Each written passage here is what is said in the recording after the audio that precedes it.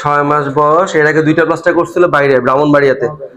এখন হচ্ছে গিয়ে কোনো কারেকশন আসে নাই, এবং হচ্ছে গিয়ে ফার্দার আবার নতুন করে ট্রিটমেন্ট শুরু করা যেটাকে বলে। হ্যাঁ, এই দেখেন এই যে ক্রিজটা, হ্যাঁ ক্রিজটা রয়ে গেছে, ঠিক আছে। এবং এখানে যে ডিফর্মিটিটা থাকে ইকুয়ালাস ডিফর্মিটি, সেটা কিন্তু কারেকশন হয় নাই, এবং ইকুয়ালাস ডিফর্মিটিটা আগের মতো রয়ে গেছে। এই যে টেন্ডন টাইট, ঠিক আছে।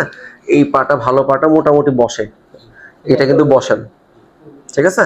এটা টোটালি বসে না, এবং হচ্ছে গিয়ে টেন্ডন টাইট, ইকুইনাস ডিফর্মিটি, অ্যাডাক্টাস, ভেরাস সবগুলি ডিফর্মিটি রয়ে গেছে। আগে 2টা প্লাস্টার কে করছিল, কোনো ডাক্তার করছিল ব্রাহ্মণবাড়িয়াতে? না, অনেক সময় এনজিও থেকে করে, সেই জন্য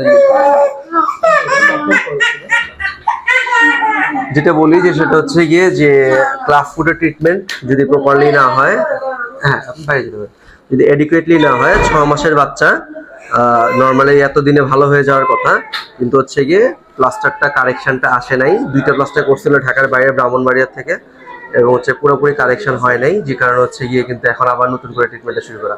আর নরম মাটি দিয়ে আমি এক্সাম্পল যেটা দেই, যেটা সহজে করা যায় বয়স কম থাকলে, 14 দিন বয়স বা 2 মাসে, এটা যেমন 5-6 মাস হয়ে গেছে, এই বাচ্চা সবকিছু টাফ।